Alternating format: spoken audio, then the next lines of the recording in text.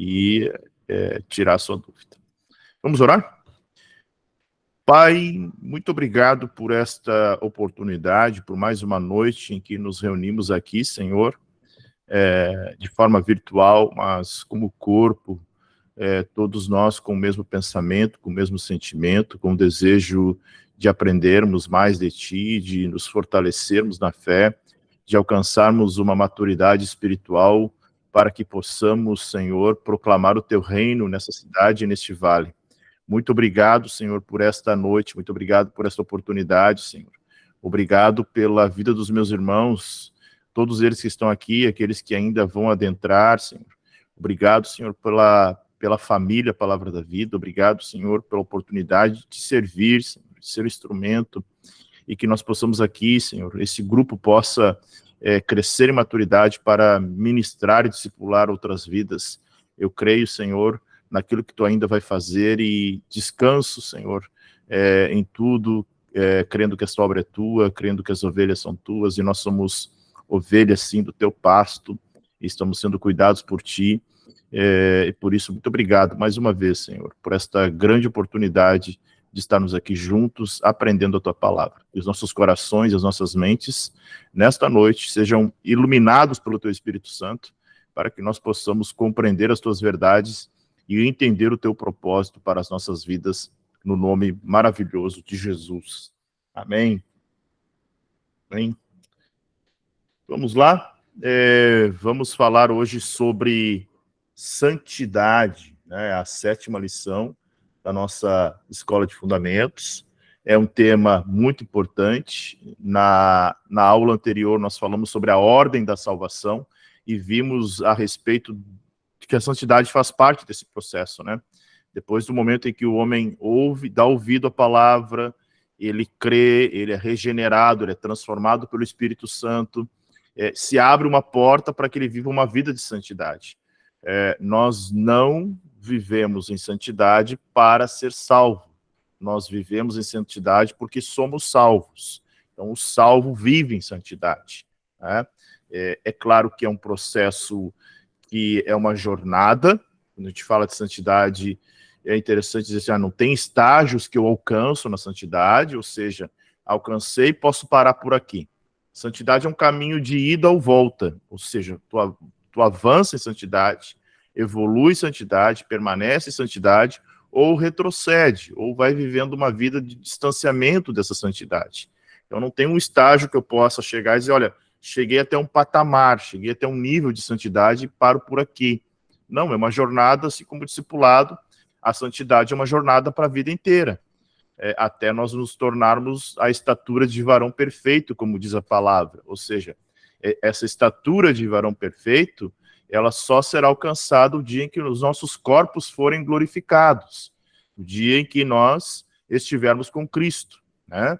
Aí o corpo, que Paulo vai dizer que é o corruptível, que é essa carne, se reveste de incorruptibilidade, porque a própria palavra de Deus vai dizer que carne e sangue não podem herdar o reino dos céus. Ou seja, nossa carne é pecaminosa, o homem é caído, e por isso ele precisa, né, ser purificado, justificado do pecado, para que ele possa adentrar na presença de Deus, tá? Então, deixa eu compartilhar aqui o nosso material, eu já disponibilizei lá para vocês, né? Deixa eu colocar aqui. Vamos lá.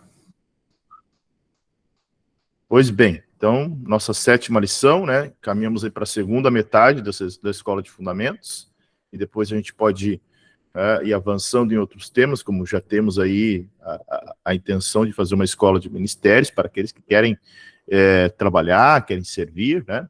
Mas essa escola, como eu já falei logo no início, ela tem por objetivo nos colocar todos nós no mesmo nível, no mesmo patamar, né? Todos nós venhamos a entender pontos fundamentais da nossa fé. E a santidade é justamente isso, tá? A santidade é um fundamento muito importante porque é o próximo passo. É aquele passo que nós precisamos dar em relação a essa jornada com Cristo. Tá? Então, o objetivo da lição hoje é compreender como viver de maneira que agrade ao Senhor. Então, Viver de uma maneira que agrade o Senhor é viver em santidade. Tá? Então, santidade não é aquilo que talvez está no nosso espectro religioso, a ideia de como, olha, sou santo, é alguém canonizado, que né, é um São Francisco de Assis, nada disso, tá? É alguém que, olha, ele está totalmente separado do mundo, ele se isolou do mundo. Não, não é isso.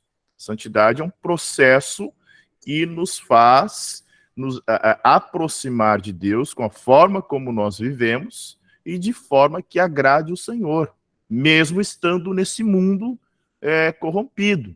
É possível viver em santidade nesse mundo corrompido? É possível, né? E nós vamos ver aqui, nesta noite, como fazer isso. Como ter uma vida que agrade o Senhor, tá? Então, primeiramente, vamos conceitualizar a santidade para ver como santidade é algo que está ao nosso alcance. Porque quando a gente fala dessa palavra, é justamente o que eu disse antes. Talvez nosso pensamento seja remetido para os apóstolos, seja remetido para homens e mulheres de Deus que abandonaram tudo na vida e viveram em prol de uma causa. Pode ser, mas não necessariamente, tá? Então, na verdade, santidade é uma pureza perfeita de Deus, é um atributo de Deus. É um atributo que Deus comunica aos seus filhos. Deus é santo. Ele vai dizer ao povo de Israel, sede santos, porque eu sou santo. Tá? Então, era uma exigência do Senhor, principalmente para o povo de Israel, não se misturar com as nações pagãs, com o culto, com os casamentos mistos, né? Era uma ideia justamente porque, não que o Senhor que desejasse um povo exclusivista, não era isso, mas era porque os casamentos mistos faziam com que os hebreus adorassem ídolos, caíssem na idolatria.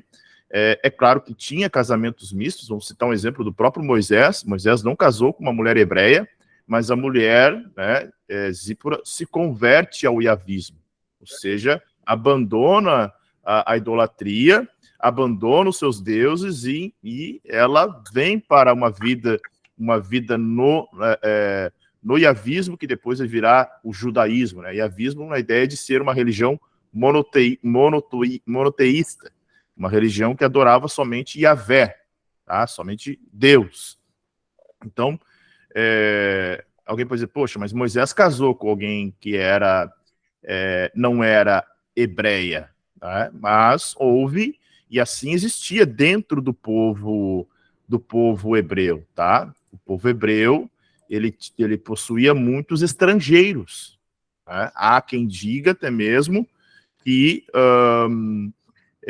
na saída do Egito, muitos povos, né, muitos outros povos saíram junto com os hebreus lá do Egito, porque o Egito era uma grande civilização, tinha outros povos escravizados além dos hebreus, e naquele momento de partida, outros povos se misturaram e saíram. Claro que não tão em grande quantidade quanto os hebreus, né? Se estima que havia 2 milhões de hebreus saindo do Egito, mas havia outros, e eles são chamados de estrangeiros, ou seja, pessoas de outras nações que aderiram aos costumes civis e religiosos dos hebreus. Mas a ideia era que eles não se misturassem, não casassem com os amonitas, com os moabitas, né, para que justamente houvesse uma vida separada. Então, Deus queria que seu povo fosse separado, tá? Então, santidade significa não ter a mancha do pecado. E aí, se vocês lembrarem da aula anterior, que nós falamos sobre salvação, vão lembrar que a questão da justificação faz com que a culpa pelo pecado seja paga, né? Ou seja, o Senhor riscou a nossa culpa. Então, nós não temos a mancha do pecado. Então, viver em santidade é viver distante do pecado. Tá?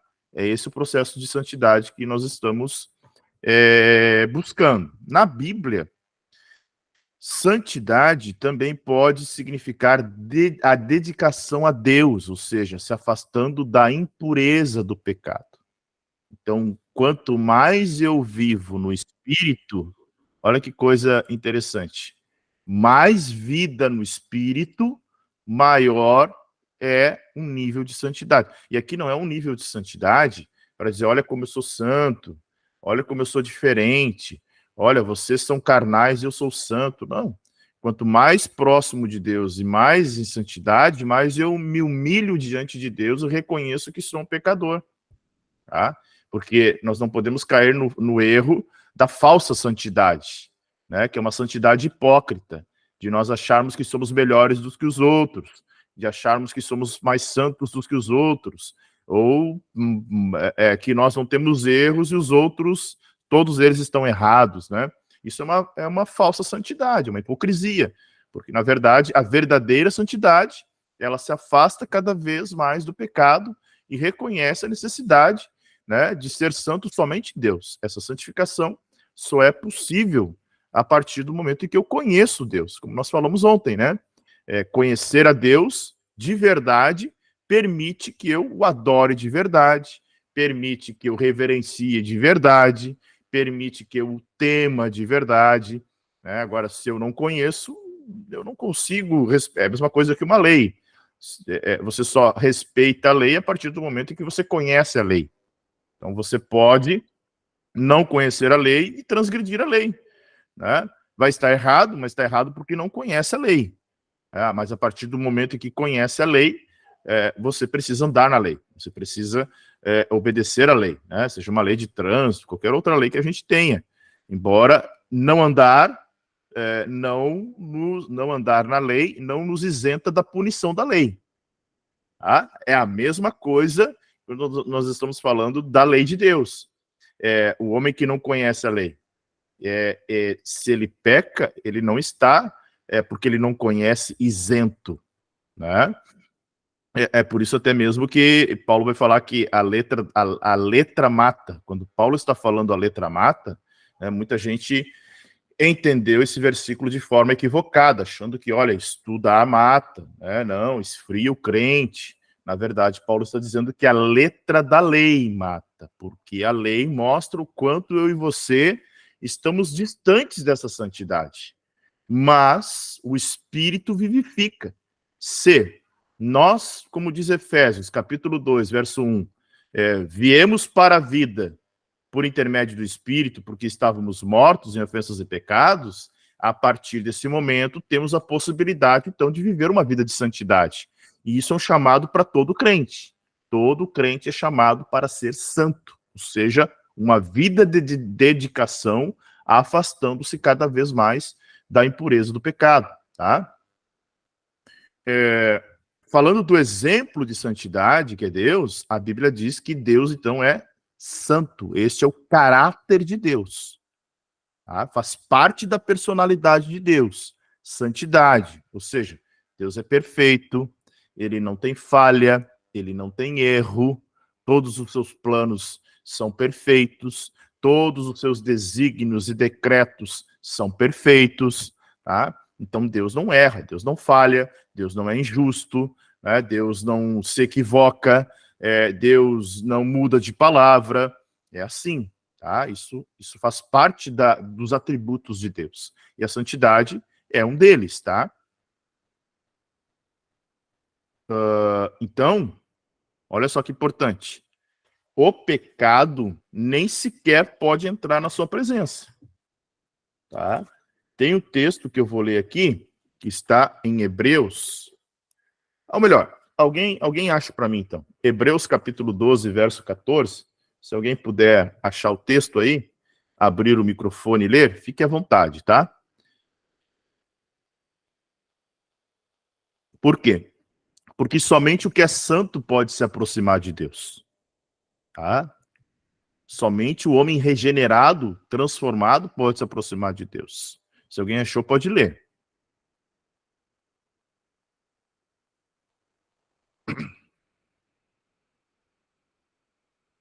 Fique à vontade.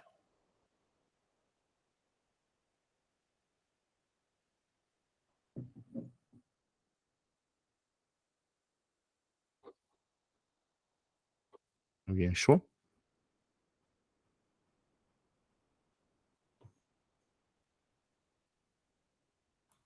Boa noite. É 12:14, reverendo? É 12:14.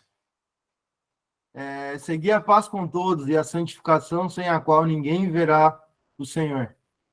Olha só que texto magnífico, né? Alguém pode dizer, mas pastor, a salvação não é pela fé? Sim, é pela fé mediante a obra, mediante a fé na obra e na pessoa de Jesus Cristo. Mas a santificação é o processo que o salvo pela fé caminha, tá? Então, aquele que compreendeu a verdade do evangelho, aquele que entendeu a mensagem do evangelho, recebeu no seu coração e foi regenerado por essa mensagem, ele será instigado pelo próprio Espírito Santo a viver uma vida de santidade. Então, o texto que nós acabamos de ler diz, né, que o Felipe leu, seguir a paz com todos, né, e a santificação. Sem santificação, ninguém verá o Senhor. Então, notem que o pecado nem sequer entra, porque foi justamente o pecado que separou o homem de Deus. Né? Por que Adão e Eva perderam a comunhão com Deus? Por causa do pecado. Né? Foi o pecado que fez criou ali um abismo entre o homem e Deus. Tá? Se tiverem pergunta, podem fazer. Tá? Então, ninguém tem a santidade de Deus. Isso é fato. Vão dizer, poxa, mas eu não vou conseguir ser igual a Deus. Não conseguirei ser santo igual a Deus. De fato, nenhum de nós aqui conseguiremos viver na santidade de Deus. Mas existe uma santidade que eu e você podemos alcançar, que é o tipo de santidade que é a jornada do crente numa total dedicação a Deus. Tá? Essa é a santidade que nós devemos procurar. Alguém pode ler para mim 1 Pedro, capítulo 1, versos 15 e 16? 1 Pedro, capítulo 1, o verso 15 e o verso 16.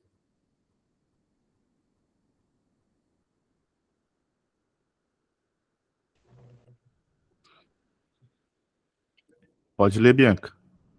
É 1, 15 a 16? Capítulo 1, versículo 15 e 16. Tá, desculpa. Mas como é santo aquele que vos chamou, sede vós também santos em toda a vossa maneira de viver. Porquanto está escrito, sede santos, porque eu sou santo. Olha só. Né? Pedro está falando que nós devemos ser santos em toda a nossa maneira de viver. Então, a santidade, ela deve ser buscada em todas as áreas da vida. O que é santidade? É uma vida distante do pecado. Dedicação total a Deus. Então, todos nós precisamos buscar isso, tá? Por quê? Porque Deus é santo. Quem nos chamou é santo. Lembram da ordem da salvação que nós falamos semana passada? Eleição, chamado, regeneração. Então, o chamado é a mensagem do evangelho que é proclamada. Então, quando eu escuto a mensagem, é Deus chamando. Né? Porque o pregador, ele é apenas um arauto, ele apenas transmite a mensagem do Senhor. Ele não pode fazer a adulteração na mensagem. Né? É como um mensageiro que só entrega o recado. Então, quando eu dou ouvido à mensagem, estou ouvindo a voz daquele que é santo. Tá? Então, é necessário que nós vivamos uma vida de santidade, justamente porque Deus é santo. Tá aqui o texto, né? Então, eu só vou ler o versículo 13 aqui e o 14 anteriormente, que diz assim, ó, portanto, cingindo os lombos do vosso entendimento, sede sóbrios e esperai inteiramente na graça que se vos ofereceu na revelação de Jesus Cristo, como filhos obedientes, não vos conformando com as concupiscências que antes havia em vossa ignorância. Então, Pedro está dizendo o seguinte, olha, antes de vocês conhecerem o evangelho, vocês eram ignorantes a respeito disso. Né? Viviam conforme o seu entendimento, e estava tudo certo, porque estávamos distantes, né? Estávamos mortos em ofensas e em pecados. Estávamos em delitos, tá? Então éramos ignorantes quanto à verdade. ignorantes e vivendo em nossas concupiscências. Agora, como filhos obedientes, ele vai dizer aqui, deixa eu só, ó, como filhos obedientes, nós não podemos mais tomar a forma do mundo. Tá? E aí, essa expressão cingindo os lombos, olha que interessante que ele diz ali, ó. Deixa eu voltar aqui. Ó, portanto, cingindo os lombos do vosso entendimento. O que que é isso? Cingir os lombos era uma expressão hebraica. Os homens naquela época usavam roupas compridas por causa da questão do deserto, do inverno, né, do período da noite que era muito frio, durante o dia que era um sol muito causticante, proteger o corpo, proteger a pele. Então, cingir o lombo era levantar esse vestido que ia até o pé, até a altura do joelho e amarrar, né, amarrar como se fosse uma cinta, uma fita no quadril, que permitia com que eles andassem mais rápido, que eles corressem, que eles lutassem. Então, isso era cingir os lombos. Então, olha só, é uma metáfora, né? E cingir o lombo da mente, cingir o lombo do entendimento, remete o quê? A prática, então, de amarrar essa vestimenta acima da cintura, para ficar pronto para ação. Então, imagine um homem vestido com uma roupa longa até os pés, correndo, ou pronto para uma luta, para uma guerra. Não consegue, ele não tem mobilidade. Mas a partir do momento em que ele cinge o lombo, ele ergue o vestido e deixa, né, acima do joelho, era a forma da roupa, né? Ele está pronto para uma ação. Então, a ideia que Pedro está dizendo, cingir o lombo do vosso entendimento, é preparar a mente para uma vida de santidade. Tá? Porque as maiores guerras, né, principalmente em relação ao pecado, elas estão aonde, irmãos? Na mente. É na mente que o diabo ataca, é na mente que o diabo trabalha. Tá? Os dardos inflamados do maligno estão direcionados para a mente. Então, Jesus vai dizer no Sermão do Monte, né, que o problema, na verdade não é no Sermão do Monte, perdão, ele está sendo questionado pelos fariseus de que os seus discípulos não lavavam as mãos, né, para comer, não guardavam a tradição. Jesus vai dizer que não é o que entra pela boca do homem que contamina, mas o que sai da boca desse homem que contamina.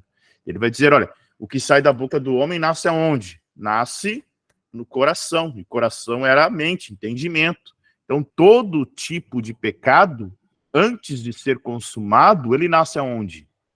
Na mente do homem. Né? Então, quando o homem peca deliberadamente, intencionalmente, ele peca, né, porque ele planejou, ele pensou. Então, por isso que há uma necessidade, por isso que Pedro dá esse conselho, né, que os crentes preparem as mentes, a fim de poderem pensar adequadamente e com profundidade nas coisas de Deus. A Bíblia vai dizer, buscai as coisas que são do alto, pensai nas coisas que são do alto. Estejamos pensando nas coisas do alto. Paulo vai dizer que todo pensamento deve ser cativo a Cristo. Ou seja, qual a ideia do pensamento cativo a Cristo? Veio um pensamento mau, veio um pensamento impuro, submeta a Cristo. Se submeta a Cristo, se arrependa, né? Peça que Cristo controle e governe esse pensamento. Porque quanto mais nós preenchermos a nossa mente das coisas de Deus, mais distante estaremos de pecar. É claro que não estamos isentos de pecar. Não entenda a santidade e salvação como isenção para o pecado. Né? Pelo contrário, homens e mulheres, enquanto estiverem vivendo nesta terra, estarão suscetíveis ao pecado. Mas uma vida de santidade faz com que eu me afaste do pecado. Né? Não que eu não vou resistir ao pecado, eu vou fugir do pecado. A Bíblia fala, resistir ao diabo e ele fugirá de vós. Mas em relação ao pecado, Paulo aconselha o Timóteo dizendo o seguinte, fuja das paixões. Diz, não vai enfrentar, fuja, te afaste, arranque aí, né? Deu no pé. Por quê? A ideia é justamente isso, quanto mais eu blindo a minha mente, né? E o processo de santificação começa primeiramente na mente, porque na mente estão, né? Está o centro das nossas decisões, das faculdades da pessoa, e é ali que tudo acontece. Então entendam isso, que nós devemos preparar a mente, né, para uma vida de santidade com Deus. Segundo ponto que Pedro vai dizer, ele diz, seja sóbrio. Olha o que o texto diz lá, está no verso 13, né? Cingindo o lombo de vossas mentes, algumas traduções vão dizer preparando o seu entendimento, ele vai dizer, sejam sóbrios. Então, Pedro, né, assevera que o cristão deve ser sóbrio, ou seja, ter domínio próprio. A aula passada a gente falou sobre o Espírito Santo, né? Falamos sobre os dons, sobre o fruto do Espírito. Então, domínio próprio é um fruto do Espírito. Como eu terei domínio próprio? E andando no Espírito, tendo uma vida no Espírito. Domínio próprio é autocontrole, tá? E aí um ponto muito importante que a gente precisa entender é que a vida cristã, ela é incompatível com os excessos. E tudo que é excesso se torna ruim na vida de um homem e de uma mulher. O excesso é desequilíbrio, tá? Que é o contrário de uma vida espiritual. Uma vida espiritual é equilíbrio, autocontrole, moderação, tá? Moderação em tudo, né? Em todas as áreas da vida, né? Porque o excesso, na verdade, ele sempre vai cobrir uma falta, tá? Então, quando a gente se excede demais em uma área, significa que outra área é fraca. Significa que outra área é carente. Então, muitas vezes a gente se excede numa área para cobrir outras áreas, né? Para cobrir outros espaços. A pessoa ela tem um excesso, né, numa área. Ela se excede numa área.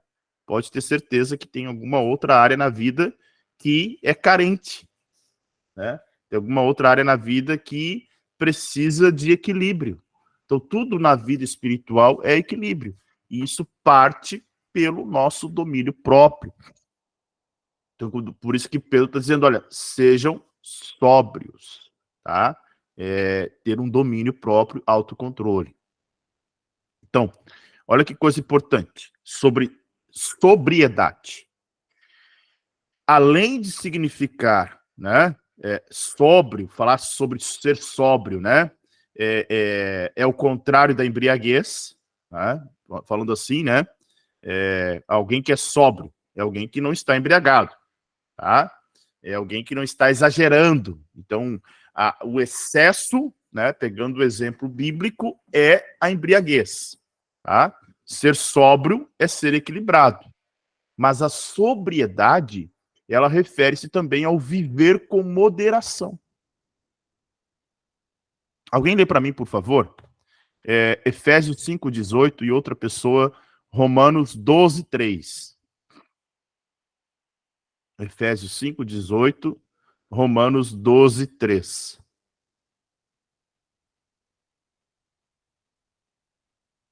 Efésios 5:18. Uhum. E não vos embriagueis com vinho, em que há contenda, mas enchei-vos do Espírito.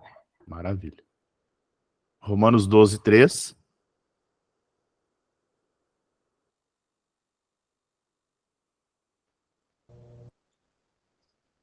Posso ler? Pode. Porque pela graça que me é dada, digo a cada um dentre vós que não pense de si mesmo além do que convém. Antes pense com moderação, conforme a medida de fé que Deus repartiu a cada um. Olha só. Mesmo autor, né? Paulo falando nos dois textos. No primeiro ele diz, olha, não vos embriaguem, não vos excedam no vinho, que há contenda. Mas tem algo muito mais precioso do que encher a cara de vinho. Ele está dizendo para os Efésios. Está em ser cheio do Espírito. Tá? Ser cheio do Espírito. E aí ele fala no versículo, já os Romanos, o texto que a Bianca leu, diz o seguinte, ó, ninguém pense de si além do que convém. Ninguém se acha o santo, ninguém se ache, né, o principal, o mais cheio do Espírito, o mais ungido. Pelo contrário, irmãos, pensem com moderação. Ou seja, né, segundo a medida da fé que que Deus repartiu para cada um. Cada um tem o seu lugar. Então, é um chamado a ser sóbrio, é um chamado a uma vida de constante equilíbrio. Equilíbrio em tudo, em todas as áreas. Tá? Então, desequilíbrio, ele mostra que nós estamos, talvez, com alguma lacuna na nossa vida de santidade com Deus. Tá? Porque o desequilíbrio, como eu falei anteriormente, ou o excesso, ele vai suprir carências em outras áreas. Tá? Então é muito normal quando alguém tem um excesso, né, em alguma área e ele está cobrindo a carência de outras áreas. Tá? Então tal virtude deve ser uma característica dos salvos, porque a Bíblia ensina isso. Alguém lê para mim 1 Tessalonicenses 5:6 e outro leia 2 Timóteo 4:5. O primeiro texto é 1 Tessalonicenses 5:6.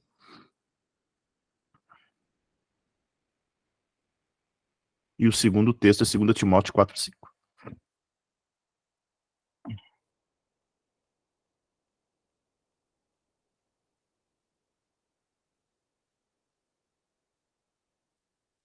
Primeira Tessalonicenses 5, 6. 6, né? Não durmamos, pois, como os demais, mas vigiemos e sejamos sóbrios. Olha só. Paulo está falando sobre a possibilidade de andar desatento, né? Ele está falando, olha, o cristão precisa ser vigilante, olhos espirituais abertos. Isso só é possível com uma vida no espírito. Eduardo?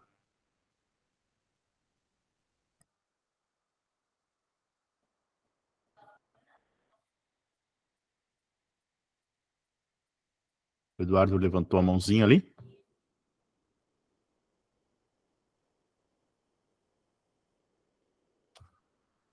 Só abre o microfone.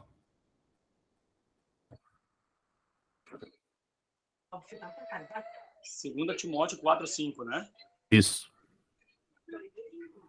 Mas tu se sóbrio em tudo sobre as aflições, faze a obra de um evangelista, cumpre o teu ministério.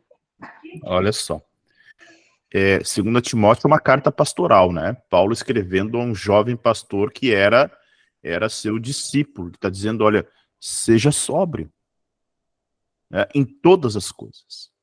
Então, Paulo está dizendo que tudo na vida de Timóteo precisava ser uma vida de equilíbrio, sem excesso, sem exagero, né, com moderação, né, não ostentando, né, não exagerando, em todas as áreas. Né? Então, o cristão precisa ter uma vida de moderação. Ah, isso mostra que ele é equilibrado, isso mostra que ele tem domínio próprio, isso mostra que ele está atento, ele está vigilante, tá? E aí, isso é algo muito importante, né? Porque nós vivemos uma sociedade hoje que ela é uma sociedade consumista. Ela é uma sociedade que induz as pessoas ao consumo. Há uma frase que diz, né? Muitas vezes nós compramos coisas que não precisamos para impressionar pessoas que não conhecemos, né? Ou gastamos o dinheiro que não temos para... Como é que é? Gastamos o dinheiro que não temos para comprar coisas que não precisamos para impressionar pessoas que não conhecemos. Então, ou seja, a sociedade foi estruturada assim. Né? Então, quando se fala de consumo, a santificação é uma postura contracultural, diferente do curso deste mundo. Né? No sentido de rejeitar e de afastar a cultura dominante que valoriza tudo aquilo que é supérfluo. Né? Seja em bens, seja nas relações, né? Tem um filósofo chamado Zygmunt Bauman, que ele fala sobre sociedade líquida.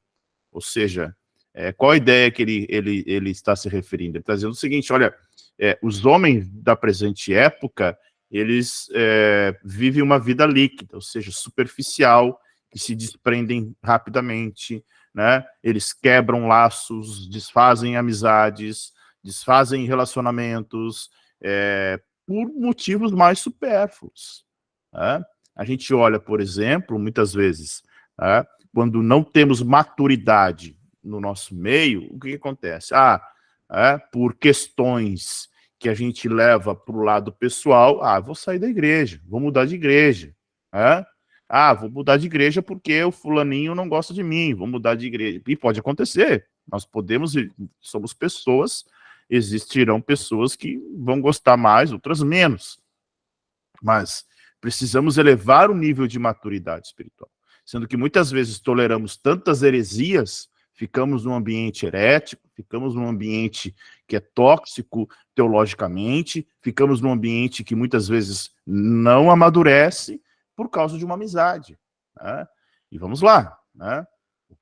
Qual é a chance de eu crescer em maturidade espiritual? É claro que ambientes maduros, os irmãos se suportam, se amam, né? Fazem um esforço para viver em unidade. Então, isso é muito importante de entender. Então, quando a gente fala, queremos ser uma igreja que viva em unidade, é preciso elevar o nível de maturidade para isso. Para entender que uma correção, uma exortação, não é o lado pessoal, e sim o desejo de que todos elevem a régua da maturidade espiritual. Né? Se alguém me corrigir, não é porque essa pessoa quer o meu mal, pelo contrário, ela quer o meu bem. Né? Ela quer o meu bem. Se ela está me corrigindo, é porque ela deseja que eu vá bem, que eu vá para o caminho correto. Agora, se ninguém me corrigir, significa, opa, daqui a todo mundo posso, né, viver de qualquer jeito e ninguém me corrige, ninguém me exorta, ninguém me traz para o caminho correto, para a vereda da justiça. Então, a ideia de que a sobriedade promove uma santificação, ou promove, a santificação promove na vida do crente essa postura de equilíbrio, até mesmo da forma como nós vivemos, principalmente da forma como nós vivemos, né? Então, quando a gente fala, por exemplo, de consumo, né, que é algo muito importante da gente falar, o consumo santificado significa se apartar deste modelo consumista, de uma sociedade, né, que criou um estilo de vida que as pessoas nunca estão satisfeitas, não há contentamento, e de novo aqui, né, não estou dizendo que você vai ficar estagnado na sua vida, pelo contrário, né? Cresça, estude, evolua, mude de emprego, deseje melhores condições, mas numa forma santa. Que forma santa é essa? Apartado do modelo do mundo, da forma como o mundo vive. Né? É muito comum em nosso meio, digo, do evangelicalismo, uma pessoa ser consagrada, ordenada, pelo carro que ela tem, pela posição social que ela ocupa. Isso não é domínio próprio. Isso não é moderação. Isso não é uma forma de viver uma vida santa. Tá? Por quê? Porque as pessoas estão dando valor por aquilo que elas enxergam. Enquanto, na verdade, não deveria ser assim. Nós deveríamos, né, valorizar os relacionamentos pelo que as pessoas são e não pelo que elas possuem. Então a santidade nos ajuda a desenvolver essa vida, né, com hábitos e consumos santos e principalmente, né, disciplinados pelo fruto do Espírito. Quem é que pode ler para mim Gálatas 5:22?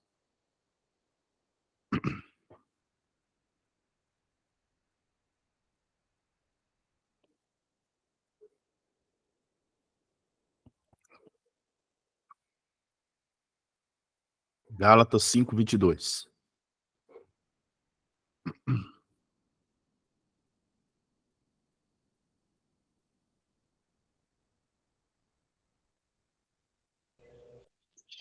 Mas o fruto do Espírito é amor, gozo, paz, longanimidade, benignidade, bondade, fé, mansidão e temperança. Isso aí. Contra estas coisas não há lei. Tá? Então, uma vida sóbria faz com que os nossos hábitos sejam também sóbrios, sejam santos, sejam guiados pelo fruto do Espírito. Ou seja, onde há amor, eu não vou usar minha vida para, né, destilar o ódio, ou a falta de alegria, ou a paz, né, ou não ser longânimo com os irmãos, ou seja, ter paciência, ser benigno, né, desejar o bem, ser benigno e desejar o bem, bondoso, exercer a bondade, a própria fidelidade, ser manso, ou ter domínio próprio. Então, isso é muito próprio, né? Isso é muito importante para uma vida de santidade, tá? E ainda falando do texto de 1 Pedro, né, capítulo 1, verso 13 a 16, Pedro vai falar, espere na graça. Ou seja, a santificação envolve o esperar inteiramente na graça, tá? O mundo jaz no maligno, mas o mundo que a palavra diz que jaz no maligno não é o planeta Terra, e sim o sistema do mundo. A forma como as pessoas vivem sem Deus, não glorificam a Deus, vivem, né, para satisfazer o seu ego, o seu interesse. E isto, né, quando nós valorizamos o nosso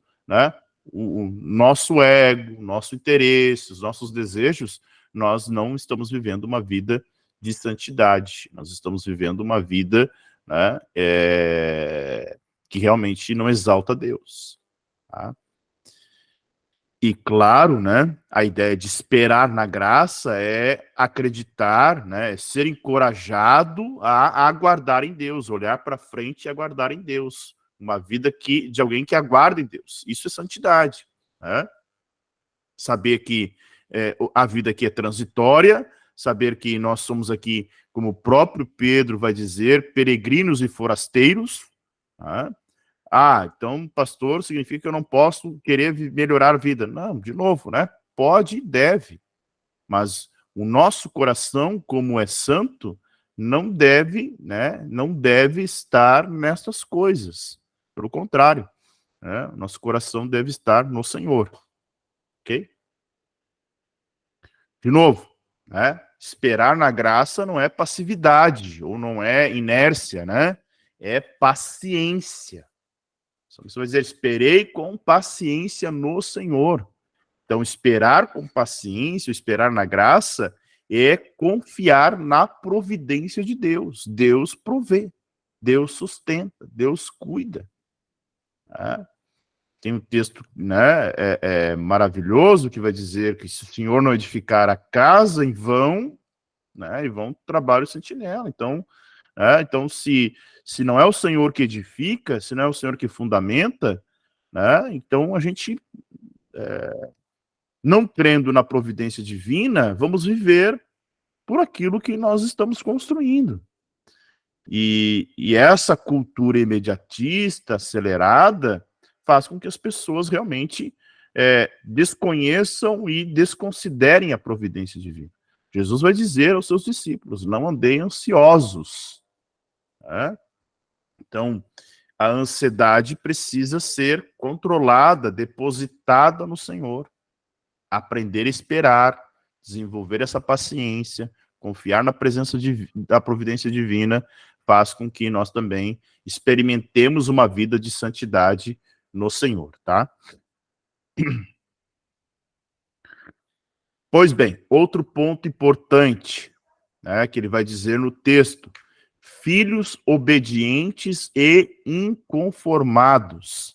Então significa o seguinte, olha, a santificação se prova com ações reais, com uma vida que demonstra santidade. Santidade não é palavra, santidade se vive. Tá? Então, para que nós sejamos santos, não basta apenas crer e pregar, precisamos viver, ou seja, a nossa vida, nossa forma de viver precisa ser alinhada com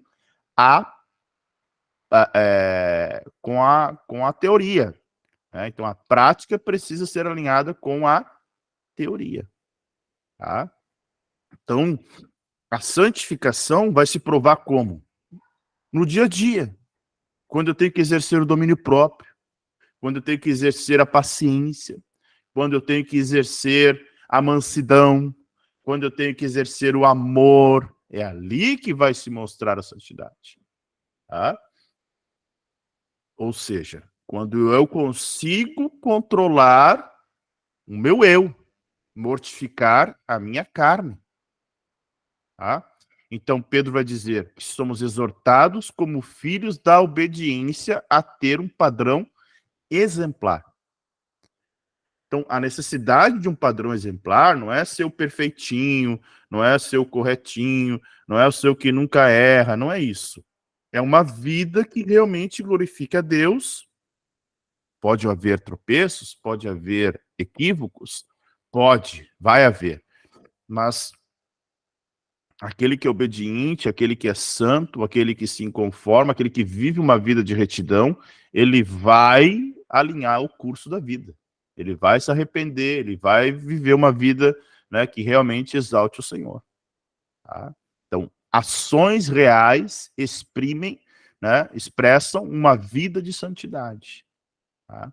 Uma vida de santidade não é da boca para fora. Uma vida de santidade se materializa com a forma como da forma como nós vivemos, tá? Nas nossas relações, né, no trato com as pessoas, né, na nossa palavra empenhada. Vai dizer Jesus, ó, seja o sim de vocês, sim, o não de vocês, não. Né? Ou seja, empenhou a palavra, cumpra a palavra. Né? É muito importante a gente compreender tudo isso. Tá? E naquela época, a ideia de filhos obedientes e inconformados era uma maneira de dizer que nossas vidas são caracterizadas por uma obediência contínua ao Senhor e à sua palavra. Tá? Então, a gente não pode adiar a obediência. Uma vida de santidade, ela nos traz para uma obediência para o hoje, agora. Né? A obediência não é para amanhã. Se nós temos Cristo, nós temos que obedecer ao Senhor.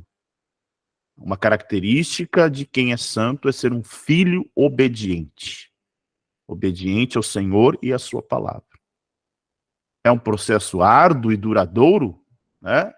Não é simples. Ela é uma jornada longa. Né? Não é uma corrida de 100 metros, é uma maratona. Então, a gente não cumpre uma jornada curtinha, ela é longa, então eu preciso compreender que eu tenho que, se eu quero viver em santidade, há uma exigência, obedecer o Senhor e a sua palavra. Tá?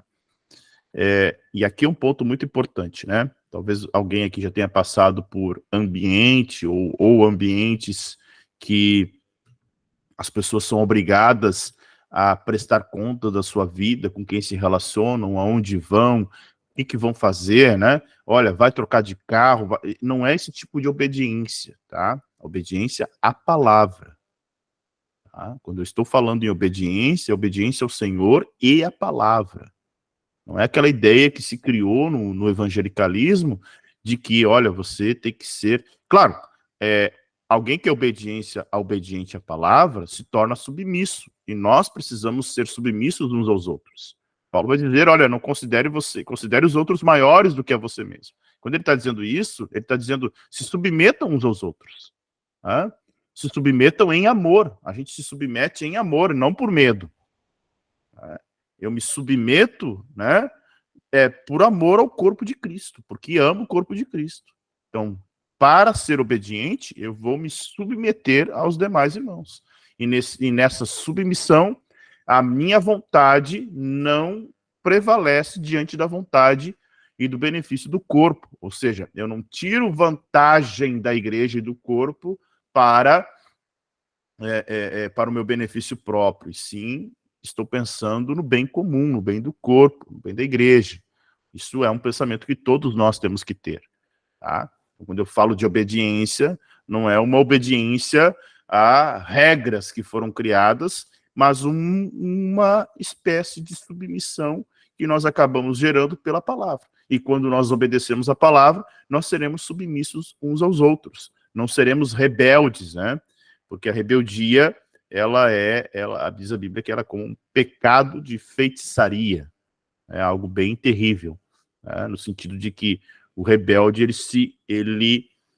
e essa questão de feitiçaria, ela é interessante porque feiticeiro, hoje a gente atrela a um bruxo, atrela a né, alguma coisa nesse mundo, nesse espectro assim, né? Feiticeiro é quem manipula poder espiritual. Tá? Olha que coisa interessante, né? Quando Pedro está sendo seguido por Simão, o mago, que se converte, né? Era alguém muito importante ali, acho que era Antioquia, se não me falha a memória, né? Era alguém que era muito, assim, uma pessoa muito em evidência na cidade, e ele ouve o evangelho, se batiza, se converte, e daí ele chega, começa a observar os sinais, começa a ver prodígios e maravilhas e deseja comprar, ou seja, ele queria manipular. Então, a ideia de ser um mago naquela época era, olha, manipular poderes espirituais.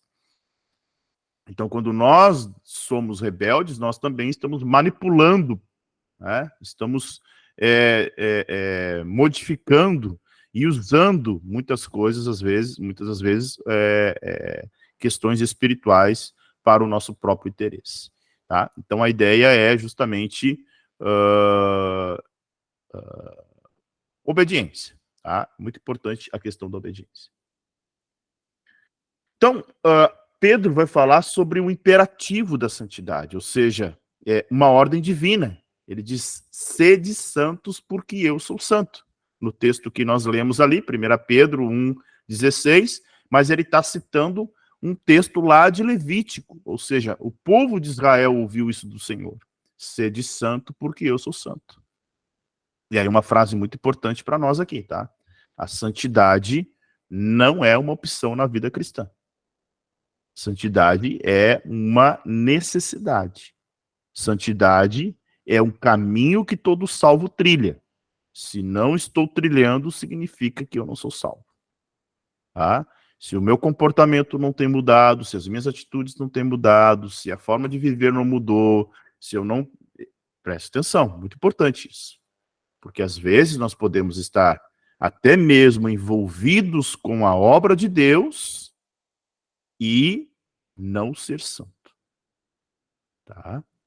Estar envolvidos com as coisas de Deus e viver uma vida distante da santidade. Tá? Então é necessário que eu e você vivamos uma vida, né, de santidade. Não é uma opção. Todo salvo, ele deseja se aproximar mais de Deus. Tá? Ele deseja conhecer mais a Deus. Se não há esse desejo, é algo muito importante, é um alerta, tá? Se nós não temos desejo de conhecer mais a Deus, se nós não temos desejo de se aproximar de Deus, se nós não temos desejo de conhecer a sua palavra, se nós não temos desejo de orar, se nós não temos desejo de se tornar mais íntimos de Deus, é um alerta para a nossa vida de santidade. É um alerta, sinal vermelho aí piscando, dizendo, olha, cuidado, tem alguma coisa equivocada e errada nessa vida. Porque aquele que é salvo, é claro que, vamos lá, nessa jornada de santidade, existem altos e baixos, irmãos. Existem momentos em que nós podemos passar por um vale, né, por um momento de frieza espiritual, por vários motivos, por uma ansiedade, por uma dor, por uma perda, por um luto, por qualquer coisa, por uma decepção, é natural, faz parte inerente da vida, da vida do homem e da mulher. Mas nós precisamos, né, encontrar esse caminho sempre, né, que é um caminho de alegria, que é um caminho de proximidade e de comunhão com o Senhor. Tá? Então é um imperativo para para nos tornarmos cada vez mais parecidos com aquele que nos chamou. Alguém lê para mim, por exemplo, alguém lê para mim, por favor, Salmos 99, verso 9, e depois Apocalipse, alguém pode ler Apocalipse, capítulo 4, verso de número 8. Salmo 99, verso de número 9. Salmo 99, 9.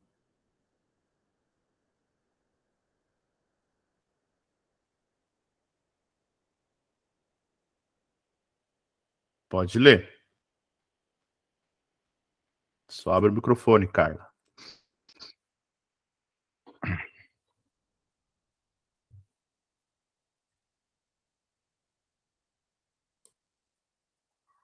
Conseguiu? O teu microfone está fechado.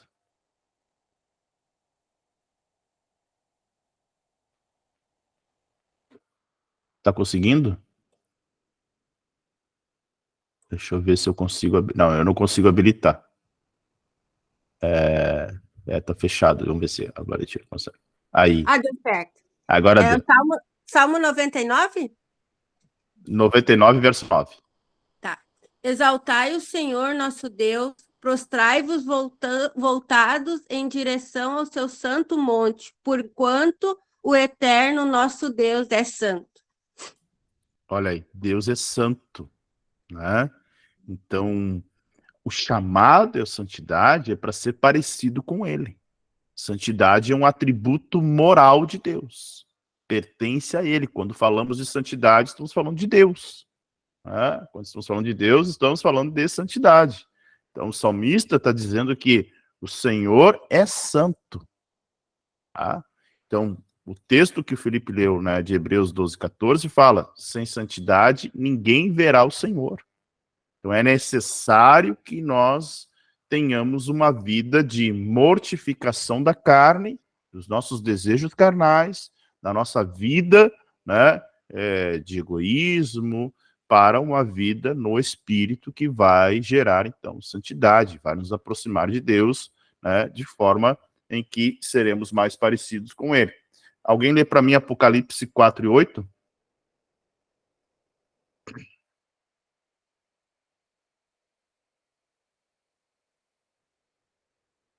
Fernanda, pode ler. E cada um desses 4 seres vivos tinham 6 asas, que estavam cobertas de olhos nos 2 lados, e dia e noite não paravam de cantar assim: Santo, Santo, Santo, é o Senhor Deus, o Todo-Poderoso, que era, que é e que há de vir. Olha que coisa magnífica, né? A visão que João está tendo do trono de Deus, uma visão impactante, tá? Impactante, muito impactante a visão que João tem do trono. Ele se prostra, né? Então, a presença de Deus faz isso na vida do homem. A presença de Deus faz com que o homem realmente se curve. Todo homem vai se curvar, todo joelho se dobrará, toda língua confessará. E aqui ele está diante de uma cena, né, que ele está enxergando o trono de Deus. Ele enxerga o trono de Deus, ele enxerga os 24 anciãos. Os 24 anciãos provavelmente representavam as 12 tribos de Israel e os 12 apóstolos. Há um entendimento que seja isso, né? E havia 4 seres viventes que glorificavam o tempo inteiro, dizendo: Santo, Santo, Santo, o Senhor dos Exércitos. E cada vez que os quatro seres viventes falam Santo, Santo, Santo, os 24 anciãos tiram a coroa que estão em suas cabeças e se prostram diante de Deus. Ou seja, a santidade de Deus, né, esse atributo moral de Deus, mostra que Deus é digno de receber toda a glória, toda a honra, todo o poder, porque ele criaste todas as coisas. E porque pela vontade do Senhor tudo veio a existir. Tá? Então há um imperativo, ou seja, um chamado, uma ordem para que nós sejamos santos, porque Deus é santo, né? E nenhum outro atributo divino é tão engrandecido, exaltado nas Escrituras. Tá? 1 Samuel vai dizer, não há santo como é o Senhor, porque não há outro fora de ti. Quantos salmos vão justamente louvar e engrandecer a santidade do Senhor? Porque santidade fala da perfeição de Deus, fala do caráter de Deus, fala como Deus age, como Deus é perfeito, como Deus é justo, como Deus é rico em bondade e misericórdia, porque tudo isso, todos os atributos estão, né, entrelaçados, ou seja, lembra, a gente estudou sobre os atributos de Deus, acho que na segunda lição, né, falamos sobre onipotência, onisciência, onipresença, e a santidade é um atributo tão importante quanto os demais, para que nós venhamos a entender. Por quê? Porque santidade gera integridade. Santidade tem a ver com integridade. Tá? Santidade nos aproxima de Deus de forma em que a nossa conduta não é uma conduta hipócrita, não é falsa, não é encenada. Hipocrisia é uma palavra que no Novo Testamento é utilizada também para pecado, ou seja, nós encenamos, mostramos algo que não somos. Então, a santidade faz com que nós tenhamos uma conduta autêntica, honesta, virtuosa, né? que afasta o salvo das práticas reprováveis. Então, tudo aquilo que nós fazíamos anteriormente, não podemos fazer mais. Novidade de vida, uma vida nova em Cristo. Necessita de abandono das práticas que eram executadas antes de viver uma vida de santidade para Deus, tá? Então é muito importante compreender isso.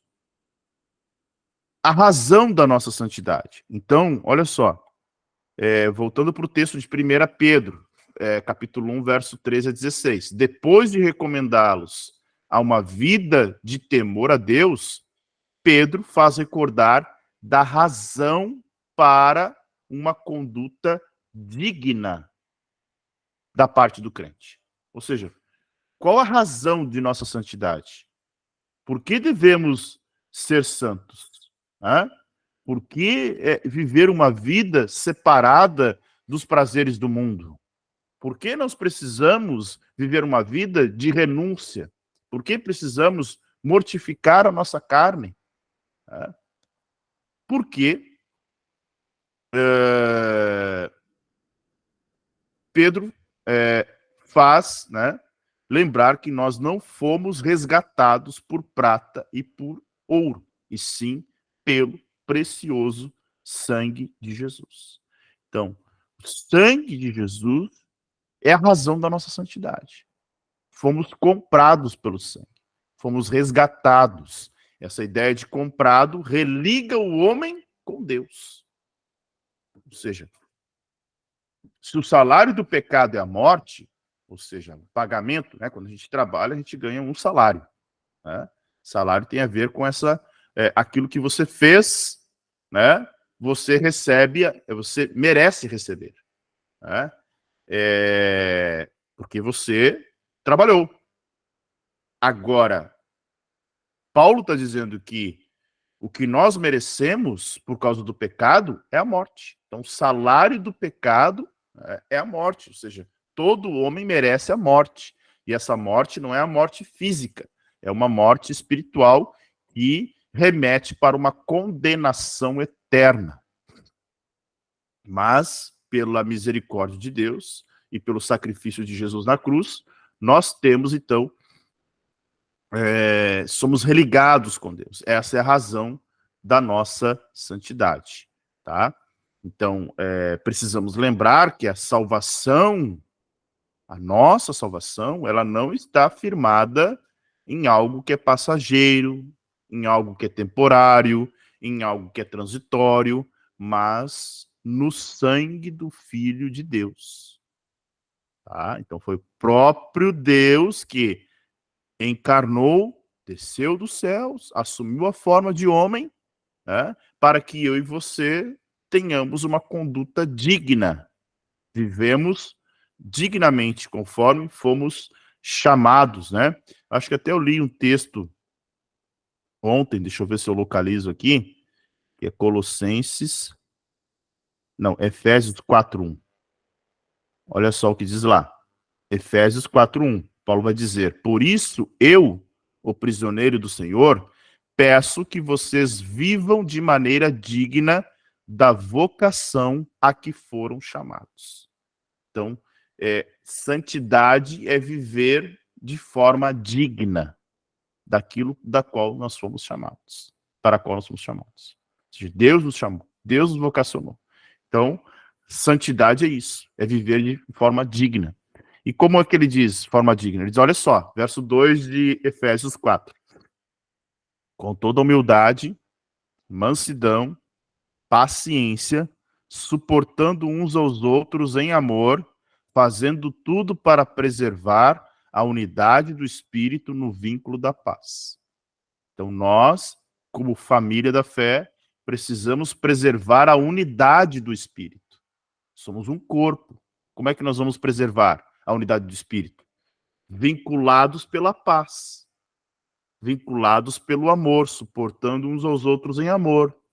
Talvez haverá momentos em que, se nós nos deixarmos levar pelas nossas emoções, a vontade será, ou o resultado será o conflito, o atrito. Mas quando crescemos em maturidade e avançamos em santidade, nós suportamos. Então, com toda a humildade, com toda a mansidão, com toda a paciência. Olha como é impressionante isso. Precisamos de paciência. Precisamos de humildade. Precisamos de mansidão. Sem a ideia de nós criarmos um ambiente hostil, um ambiente tóxico, um ambiente que, na verdade, o ambiente familiar da fé, ele precisa ser um ambiente conduzido pela bondade. A gente fala muito do amor de Deus, a ira de Deus, santidade de Deus, mas isso da forma como Deus nos trata. Nas nossas relações, as relações humanas, principalmente de salvos em Cristo Jesus, precisa ser uma relação regada pela bondade. Tá? Nós precisamos criar uma cultura da bondade. A igreja precisa ser isso. Tá? E como é que a gente consegue isso, irmãos? Avançando em maturidade, eliminando as preferências, as panelas, e isso só é possível com bondade. Ou seja, é uma ordem para todos nós, Ok? Então, concluindo, aqueles que seguem a Jesus são chamados a um novo estilo de vida. Eu quero andar com Jesus. Você entendeu o evangelho, precisa ser salvo, sabe que não pode salvar a si mesmo, sabe que Cristo vai lhe salvar. Então você foi chamado a viver um novo estilo de vida. Um novo estilo de vida é uma vida de santidade, a fim de que nós venhamos a voltar à configuração de imagem e semelhança de Deus que foi distorcido pelo pecado.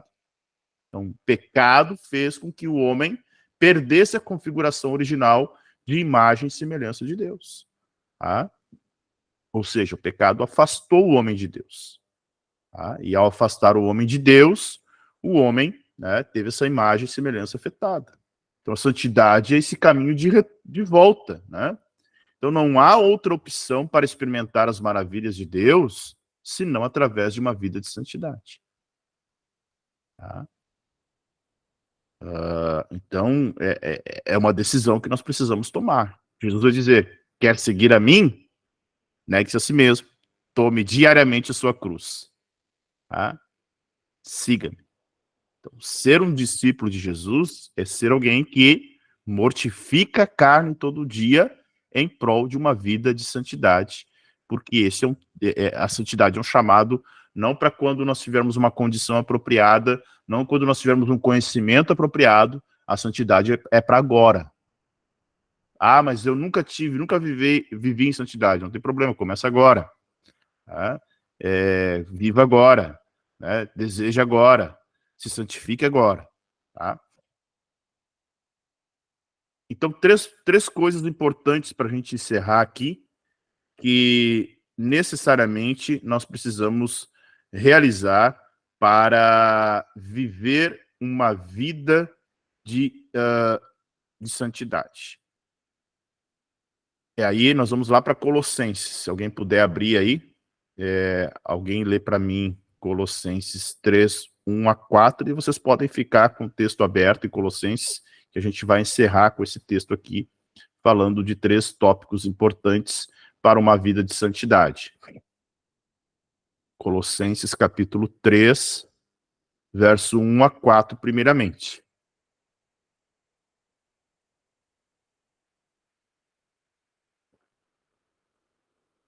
Alguém pode ler?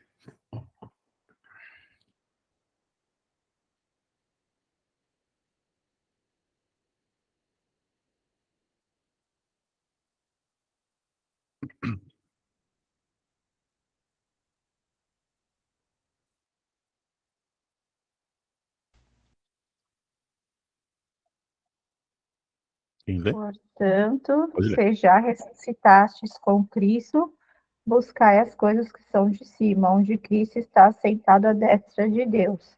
Pensai nas coisas que são de cima e não nas que são da terra, porque já estáis mortos e a vossa vida está escondida com Cristo em Deus. Quando Cristo, que é a nossa vida, se manifestar, então também vós vos manifestareis com ele em glória. Amém. Então, olha o que Paulo está dizendo aos irmãos de Colossos. Jesus precisa ser o alvo de nossas vidas. Então, ressuscitados em Cristo, nós devemos buscar as coisas do alto. Então, eu preciso ser parecido, eu preciso, né? E como Cristo era, manso, humilde de coração. Ele vai dizer, sou manso e sou humilde de coração. Jesus manda nós orarmos pelos inimigos. Ore pelos vossos inimigos. Aqueles que perseguem, orem por eles. Então, olha que coisa, uma outra forma de viver, né? Totalmente diferente do mundo. O mundo, quando alguém é ferido, a pessoa diz, olha, retribua, pague na mesma moeda. Jesus vai dizer, se alguém te der um tapa, né? Ele está usando ali algumas metáforas, dizendo, olha, se alguém te ofendeu, né, deu um tapa, ofereça outra face. Então, viver com Jesus é realmente uma vida totalmente diferente de como o mundo vive. Então, Cristo precisa ser o alvo da nossa vida. Precisamos ser conhecidos pelo amor, pela bondade, né, pela humildade. Tá? A soberba, que é digamos assim, o oposto da humildade, ela não é compatível com uma vida santa, né, em todas as áreas. Né? Então, não é uma soberba nossa como comunidade, como família da fé, de achar que nós somos a melhor igreja, não é isso.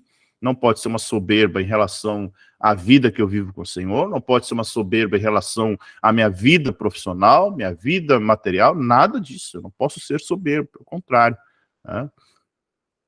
Humildade é uma das principais características de quem realmente é um salvo em Cristo. Continuando, alguém lê para mim Colossenses capítulo 3, verso 5 e verso ao 9, de 5 ao 9.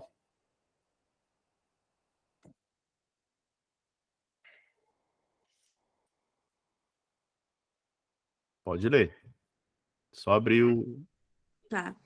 Sendo assim, fazei morrer tudo que pertence à natureza terrena: imoralidade sexual, impureza, paixão, vontades más e a ganância, que também é idolatria. É por causa dessas práticas malignas que vem a ira de Deus sobre os que vivem na desobediência. Nelas também andastes no passado, quando ainda viveis com esses hábitos. Mas agora livrai-vos de tudo isto: raiva, ódio, maldade, difamação, palavras indecentes do falar.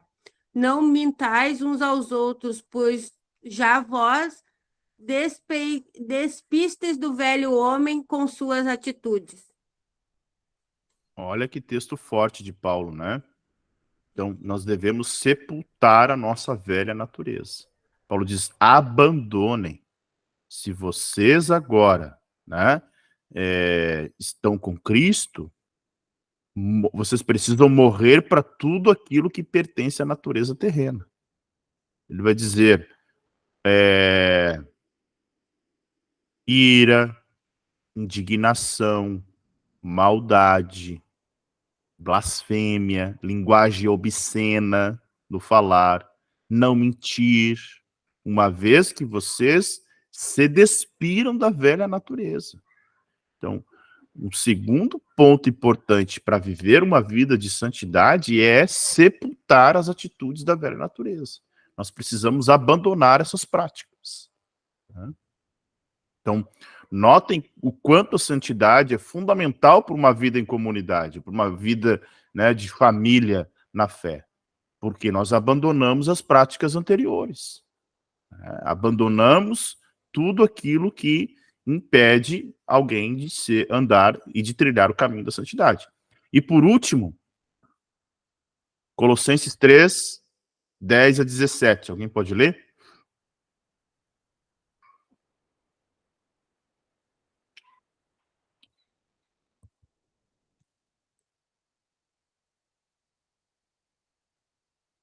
Alguém lê aí, por favor?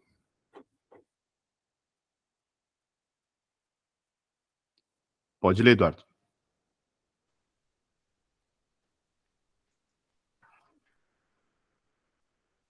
Só abre o microfone. Aberto. E vós vestistes do novo, que se renova para o conhecimento, segundo a imagem daquele que o criou, onde não há grego nem judeu, circuncisão nem incircuncisão, barbaconcisão nem incircuncisão, bárbaro, cita, servo ou livre, mas Cristo é tudo em todos. Revesti-vos, pois, como eleitos de Deus, santo e amados, de entranhas, de misericórdia, de benignidade, humanidade, mansidão, longanimidade, suportando-vos uns aos outros e perdoando-vos uns aos outros. Se algum tiver queixa contra outros, assim como Cristo vos perdoou, assim fazeis vós também. E sobre tudo isto, revesti-vos de amor, que é o vínculo da perfeição, e a paz de Deus, para a qual também fostes chamados em um corpo. Domine em vossos corações e sede agradecidos. A palavra do Cristo habite em vós abundantemente em toda a sabedoria, ensinando-vos e admoestando-vos uns aos outros, com salmos, hinos e cânticos espirituais, contando ao Senhor com graça em vosso coração. E quando fizerdes por palavras ou por obras, fazei tudo em nome do Senhor Jesus, dando por ele graças a Deus Pai. Aleluia, que palavra maravilhosa, né? Ou seja, uma vida de santidade, ela reflete uma nova vida em Cristo. Tá? Então, esse capítulo todo, né, praticamente do verso 1 ao verso 17, que nós acabamos de ler aqui, em 3 momentos distintos, falam justamente sobre isso. Né? Então, ele está dizendo agora, olha, vocês precisam se revestir de profunda compaixão, de bondade, de humildade, mansidão, paciência, ou seja, fruto do Espírito. Vocês precisam suportar uns aos outros, perdoar mutuamente, caso alguém tenha alguma queixa. Né? Porque Cristo perdoou. Então, se antes nós nos revoltávamos, nos rebelávamos, pagavam mal com mal, agora não. Vamos dizer, olha, quem paga o mal com o mal, está mostrando o quanto é ímpio. Quem paga o bem fazendo mal, está mostrando o quanto é ingrato. Quem paga o bem com o bem, está mostrando, né, que está fazendo algo que é comum de se fazer. Ser grato, pagar o bem com o bem. Agora, pagar o mal com o bem mostra que o nosso coração é convertido. Fizeram mal e eu pago com o bem, meu coração mudou. Né? Porque somente um regenerado, alguém que está no caminho da santidade, pode pagar o mal com o bem. Te caluniaram, te difamaram, mentiram, né? Traíram, né? Tanta coisa que podem fazer. Né? Paulo está dizendo, suportem e perdoem-se. Tá? Acima de tudo isto, porém, esteja o amor, que é o vínculo da perfeição. Tá? E que Cristo habite, que a palavra de Cristo habite ricamente em vocês. Aquilo que eu falei logo no início, né? Blindar a mente, trabalhar com a mente no Senhor, faz com que realmente a gente viva uma vida de santidade no Senhor. Amém, irmãos? Passamos um minutinho aqui. Alguém quer fazer algum comentário? A gente pode fazer um comentário para fechar aqui, daí a gente fecha. Acho que o Felipe... Pode falar, Felipe. Não, só anotei aqui, enquanto a gente estava falando ali, acho que o senhor começou também a questão em relação à série lá, né? Para conhecer e prosseguir em conhecer a Deus, o pastor Tiago já tinha iniciado, e eu acho que é bem isso, né? Quanto mais a gente conhece a Deus, mais a gente tem consciência do nosso pecado, e quanto mais a gente tem consciência do nosso pecado, ou do que é o pecado, a gente tenta se aproximar mais de Deus, né? E usa através da santidade, né? Então, ou seja, se a gente não conhece a Deus, a gente acaba pecando, né? Inevitavelmente pecando, muitas vezes sem consciência, né? E quando a gente conhece a Deus, né? Como eu dou o exemplo ali, né? Mas é a mesma coisa do pardal lá, né? Da multa de trânsito lá. Uma vez a gente passa, a gente não sabe onde é o pardal, né? Depois a gente já sabe, né? E se cair, cai por ignorância, né? Mas esse conhecimento de Deus, realmente, né? De quem é Deus, e é isso que é a intenção, né? Que a gente entenda quem é Deus de verdade, né? Para que a gente também tenha consciência do que é pecado de verdade e do que é santidade de verdade. Né? Não é uma carga, mas é uma resposta, digamos assim, a Deus, né? É a forma que nós temos de tentar retribuir não o que nós ganhamos, né? Materialmente, mas o sacrifício de Jesus, né? Que nos deu a vida eterna. Então, que a santidade, né, é uma resposta a Deus, né? Pelo sacrifício de Jesus, né? Pela oportunidade da gente se religar de novo com o Pai. E foi isso que eu anotei, assim. Então, quanto mais a gente tem consciência de quem é Deus, mais a gente tem consciência do nosso pecado, que não são, né, os 12 mandamentos lá, é muito mais do que isso, né? Tem a ver com o coração, tem a ver com intenção. Então, isso vai ficando mais claro para nós, né? E uma coisa que é importante, né, se o senhor quiser falar a respeito desse propósito de santidade, né? Porque, de certa forma, parece uma coisa vazia, né? Se eu já sou salvo, né? Se eu já criei na obra de Jesus, eu já sou salvo, por que as minhas obras, né? Que de certa forma é o que reflete a santidade, né? O que eu faço para me parecer, ou para tentar retribuir esse favor de Deus comigo, por que eu ainda preciso fazer alguma coisa, né? Qual que é a minha resposta? Porque, na verdade, uma vida nova em Cristo tem implicâncias, né? Quando Cristo nos transforma, há implicâncias, ou seja, há uma mudança. Então, todo homem foi chamado para ser santo.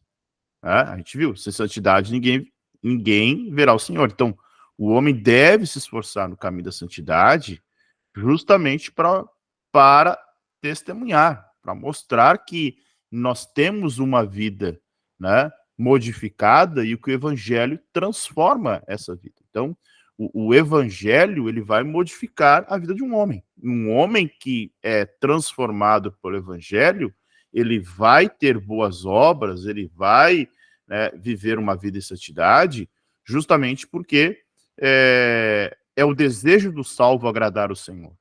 Né? O homem, lembra do Salmo de número 1, né? Bem-aventurado o homem que não anda no segundo o conselho dos ímpios, não se detém no caminho dos pecadores e não se assenta na roda dos escarnecedores. Antes, o seu prazer está na lei do Senhor, e nesta lei ele medita de dia e de noite. Então, um homem salvo, ele vai mostrar isso, as implicâncias do evangelho, porque Cristo regenera o homem. E a partir do momento que o homem é regenerado, ele faz boas obras, não para ser salvo, ele faz boas obras porque ele é um salvo. A salvação vai mostrar justamente isso. A fé faz isso, né? Então, isso é interessante. Então, há uma implicância muito importante na santidade, né? Refletir a nova vida em Cristo, para que as pessoas sejam impactadas pela mensagem do Evangelho, que é esse resgate, né? E a transformação do homem em nova criatura. Bem, irmãos? Vamos orar e agradecer por esse momento. Pedir para o Felipe. Felipe, por favor, agradece essa nossa aula de hoje. Amém. Senhor Deus e Pai, nós te agradecemos, Senhor, por mais essa oportunidade de estarmos na tua presença, estarmos em comunidade, Senhor, em família, aprendendo um pouco mais de ti, Senhor, tendo consciência, Pai, de quem tu és, de quem nós somos em ti, Senhor, e daquilo que nós precisamos fazer a teu respeito, Senhor. Nós te pedimos, Senhor, abençoa cada irmão, cada irmã que esteve aqui essa noite, Senhor, que a tua palavra possa ficar gravada na nossa mente e no nosso coração, Senhor. Alimenta a nossa alma durante essa semana, Pai, que nós possamos meditar em tudo que ouvimos, em tudo que aprendemos, e que o teu nome seja glorificado em tudo, Senhor, agora e para sempre. Amém. Amém, irmãos? Deixa eu parar aqui.